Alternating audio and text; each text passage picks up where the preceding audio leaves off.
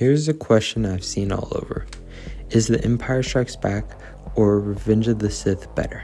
Well, I'll be breaking down which one is better overall, so stick around to see which one comes out on top.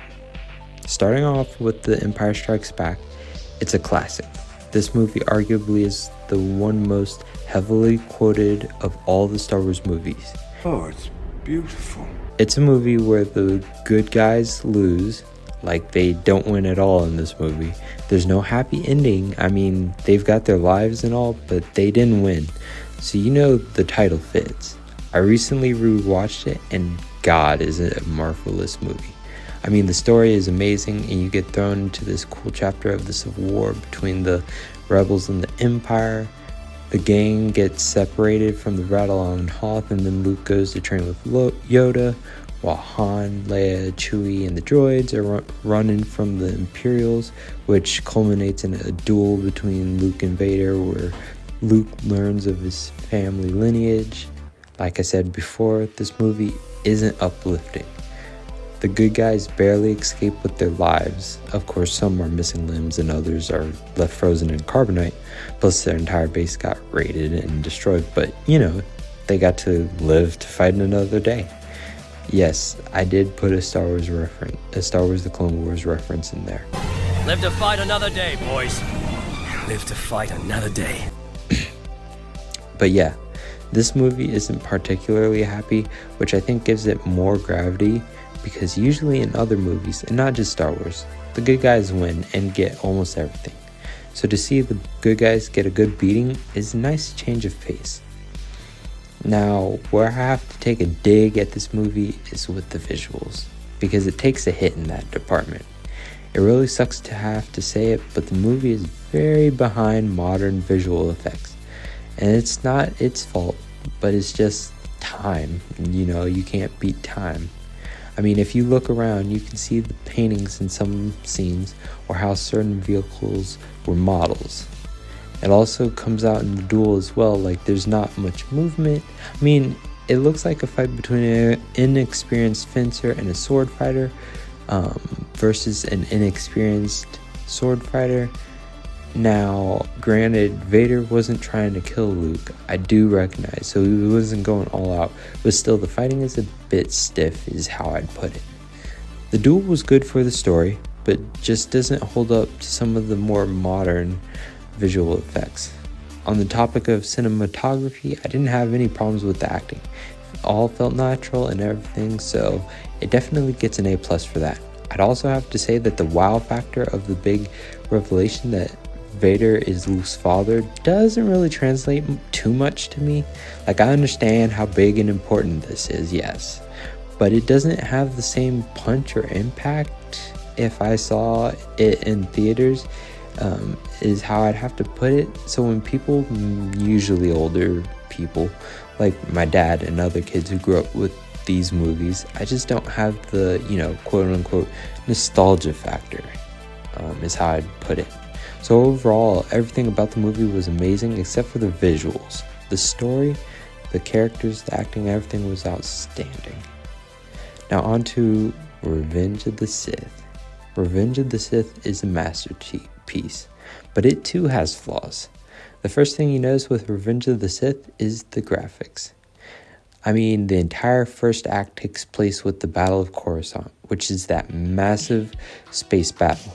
It's all CGI and everything, but it's still a wow scene because of how large and complex it appears. Throughout the movie, you can see these sorts of graphics prevail. They really come through with the clones, the different planets, and the final duel. They really shine throughout this movie. Also got to point out, Mustafar was gorgeous for what it was. This movie has a decent story. It's not as strong and airtight as some of the other Star Wars movies though, on its own. I mean, the meme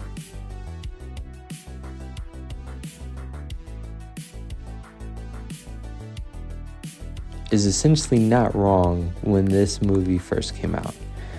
The story was decent, but it is definitely held up by the Clone Wars animated series. Before that series, Anakin came off as a whiny guy who flipped sides because he didn't get his way and wasn't getting what he wanted when he wanted it. Also his wife too, so you know. But yeah, the Clone Wars gave him so much more depth than the prequels missed the mark on. You see him as this guy who literally does everything for the Jedi Council, and they refuse to give this guy the promotion because what? He's unorthodox and doesn't do things the way they like, which is by the books. Plus, it's also goofy how Padme dies. It wouldn't be fair to rail Anakin without attacking his significant other. I know there's still...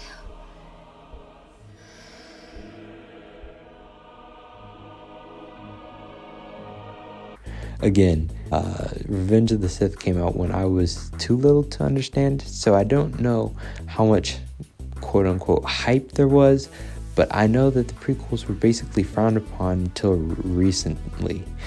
I think some of the reason it's aged like fine wine is because people like me who grew up with the prequels don't actually see them like older people do.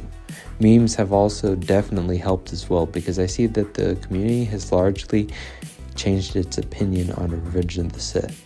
Maybe I'll make some Revenge of the Sith memes myself. Speaking of memes, this movie is also very quotable. Almost every single scene has a quote that people use.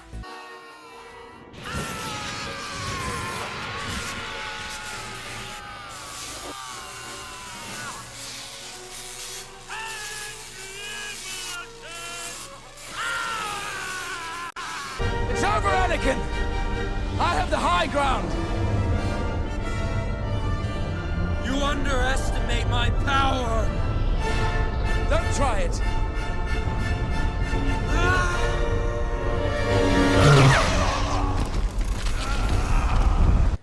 Now, in terms of cinematography, the acting was questionable at times, but I think that makes the movie better. It won't win an Academy Award for the acting, especially Natalie Portman at the end there on Mustafar, but it's pretty good. And like I mentioned before, the visuals are stunning. I mean, there are multiples of duels, which is great, but they use a lot of CGI and stunts that just weren't present in previous duels. Lots of movements and jumping and cinematic moments, like when General Grievous spins his lightsabers or lava blasts in that one shot from the duel on Mustafar. It works though, and that's the cool thing. This movie offers you so much visually that it just captivates you. Overall, this movie is outstanding. It does have some hiccups with arguably the most important part of the movie, which is the story and characters, but other than that, the movie is phenomenal. And now onto the comparison. Empire Strikes Back is a movie that holds up to the current movies of today. It has such a good story, but the visuals make me wonder, how would this movie turn out if it were made today? I think that The Empire Strikes Back is clearly one of the best movies in Star Wars, but it's limited by the technology of its time. Yes, that was a Marvel reference, which is why Star Wars Revenge of the Sith takes the #1 spot. Very barely though, but this was a hard conclusion to come to, but I think the visuals, the quotability, the feel, all combined with the somewhat flawed story make it come out on top. So that's my answer to the big question. I'm curious though, do others agree with me or not? Feel free to leave your comments down below. And don't forget to drop a like and subscribe because, they're free. Thanks for watching and have a good one.